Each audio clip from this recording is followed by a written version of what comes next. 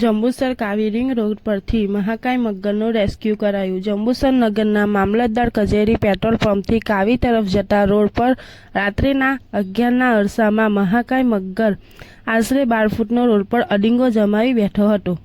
કાવી તરફથી આવતા વાહન ચાલકે જોતા તે હેબતાઈ ગયો હતો અને જંગલ ખાતાને જાણ કરી હતી। મગર રોડ પર હોવાની જાણ વન વિભાગને થતાં તાત્કાલિક વાઇલ્ડ લાઇફને જાણ કરતા ટીમ સાથે આવી પહોંચ્યા હતા।